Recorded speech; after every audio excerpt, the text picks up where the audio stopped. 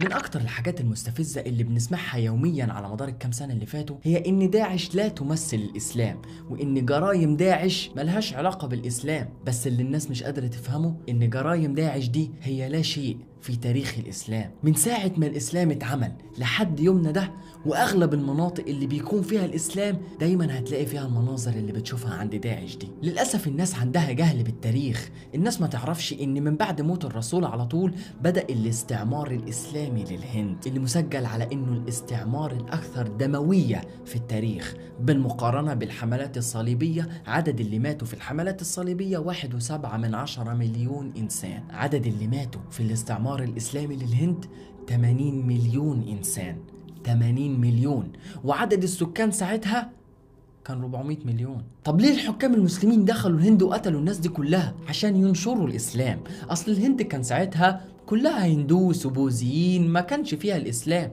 لكن من ساعة ما الإسلام دخل، مدن كاملة كانت بتتحرق، ومذابح جماعية كانت بتتم، وآلاف من حالات الاغتصاب الجماعي للبنات. اللي أنا بقوله ده تاريخ حصل، التاريخ اللي أنت مش هتدرسه في المدرسة. أيام الاستعمار الإسلامي للهند، قائد المسلمين محمود الغزنوي، واللي كان برضو اسمه بطل الإسلام وفاتح الهند، لما استعمر أفغانستان سنة 1000 ميلاديا كان هيذبح كل الهندوس اللي كانوا فيها، لدرجة إن حتى هذه اللحظة المنطقة اسمها هندو كوش أو المذبحة الهندوسية. أو لما دخل مدينة سمناث في أحد غزواته السنوية، ذبح كل الناس الموجودين فيها 50,000 إنسان. أو قائد المسلمين علاء الدين الخلجي، اللي لما دخل مدينة كامبت ذبح كل الذكور الموجودين فيها، أما زوجاتهم وبناتهم فأخذهم بالفلوس بتاعتهم بالمجوهرات بتاعتهم ورحلهم على بلده، وضم 20,000 إنسان لطائم الخدم والعبيد بتوعه. كان طبيعي جدا إن في اليوم الواحد يموت أكتر من 100,000 إنسان.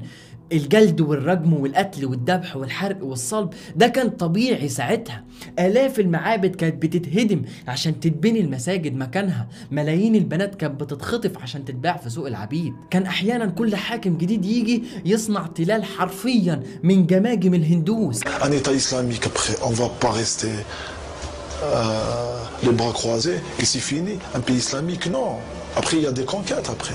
اللي يقول لك الإسلام لم ينتشر بالسيف ده ما يعرفش حاجة عن تاريخ الإسلام. لولا الاستعمارات وعشرات الملايين من الناس اللي ماتت دي، الإسلام كان انتهى من زمان. لكن النقطة الرئيسية أنه لا رد على الكلمة بالقتل، لا رد على الكلمة بالرصاص. هذا الجاهل المجهال الجهول الجهل يتكلم زي ما هو عايز، لكن لما يتكلم في الدين يبقى يتكلم بعلم. لكن ده إنسان غبي جدا ومش فاهم دينه. داعش مش متطرفين بالنسبة لتاريخ الإسلام، داعش قاريين دينهم وعايزين يطبقوه. إيه اللي بيعملوه داعش وانت حاسس إنه مش من الإسلام؟ ذبح الناس. متضايق من ذبح داعش لكام واحد، ومش متضايق إن الرسول ذبح أكتر من 700 إنسان في ليلة واحدة عشان فضلوا يهود وما أمنوش بالإسلام. حفروا حفرة كبيرة وأخدوا الناس 5-5، وكان من بينهم أطفال ونساء، وكانوا بيدبحوهم ويرموهم في الحفرة. متضايق من المعاملة القاسية اللي في داعش، ومش متضايق إن الرسول كان بياخد فلوس من أسرى الحرب عشان يسيبهم، واللي مش معاه فلوس بيذبحوا.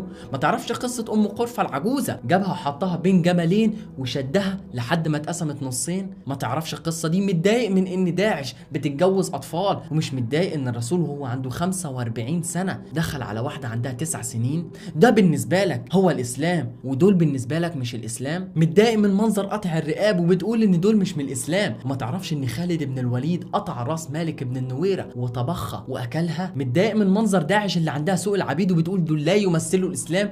أنت حقيقي مصدق إن الإسلام حرم بيع العبيد؟ ده الرسول نفسه قال إن العبد اللي يسيب سيده هيبقى كافر لحد ما يرجع له تاني. أنت ما تعرفش إن تجارة العبيد كانت موجودة في السعودية لحد سنة 1962، لحد ما الدول التانية تدخلت ومنعت السعودية انها تعمل سوق عبيد. تجارة العبيد وملك اليمين موجودين في قلب دينك، انت اللي بتقعد تبرر وبس. بتشوف منظر بنات بتترجم وتتجلد وتتقطع الايادي وبتقول دول لا يمثلوا الاسلام، مع انك عارف ان تقطيع الايادي والجلد والرجم موجودين في قلب دينك. بتشوفهم بيقتلوا اي واحد يخرج من الاسلام وبتقول دول لا يمثلوا الاسلام في شيء، الاسلام كفل حرية العقيدة، مع انك عارف ان في قلب دينك موجود ان المرتد يقتل.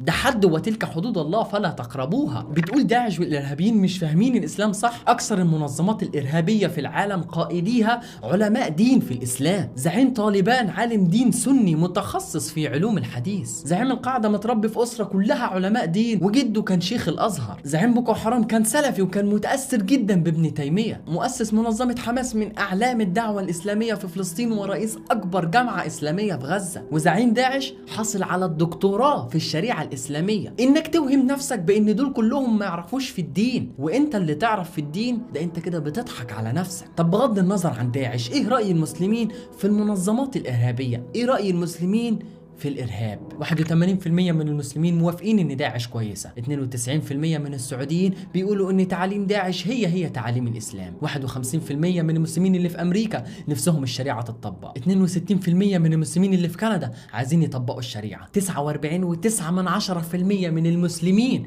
بيدعموا أسامة بن لادن. 84% من المصريين نفسهم يقتلوا أي حد يسيب الإسلام، و64% منهم عايزين يطبقوا الرجم. تلت مسلمي بريطانيا بيدعموا القتل في سبيل نشر الإسلام. 62% منهم ضد حرية التعبير، و26 من أصل 28 من أخطر الإرهابيين في العالم مسلمين. الفرق بين داعش وبين كل الناس دي هي ان داعش بيحبوا دينهم اكتر، وداعش لقوا فرصة انهم يطبقوا دينهم، انما اغلب الناس القانون منعهم. والمشكلة ان القانون نفسه ده قانون داعشي بس على هيئة رسمية. اي شخص بينتقد الدين بيتسجن، اي شخص مثل الجنس بيتسجن او بيتقتل، اي شخص بيسيب الدين بيتقتل. الدول العربية دول فاشلة حياتيا، لا هي عارفة تعيش الحياة ولا هي عارفة تطبق الدين. لا هم عارفين يسيبوا الناس تاخد راحتها في الحياة ولا هم عارفين يطبقوا عليهم الحدود. بيقولوا انهم بيحاربوا داعش وبيحاربوا الارهاب، وهم نفسهم في الازهر وفي كل المدارس السعوديه بيدرسوا العيال كيفيه تقطيع الرؤوس. بيقولوا ان الاسلام دين رحمه وعقل ومنطق، في نفس الوقت اللي فيه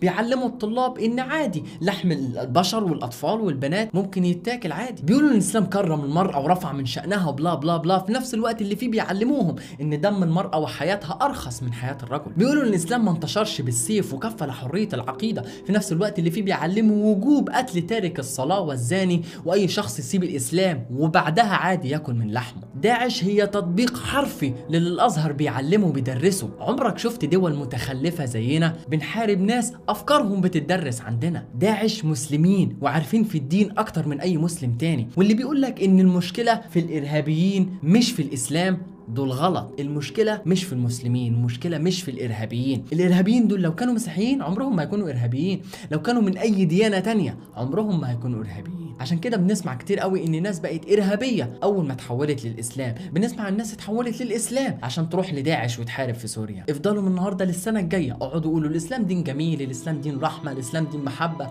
وأوعدك حوادث الإرهاب عمرها ما هتقف. ولو داعش مشيت هيظهر داعش غيرها تاني، ولو قضيتوا على إرهابيين العالم كله هيظهر إرهابيين تانيين، وأوعدك هيكونوا مسلمين، وآلاف من الأبرياء هيموتوا تاني. المشكلة في الأيديولوجية نفسها، المشكلة في الفكرة نفسها. واجهوا نفسكم وبطلوا نفاق.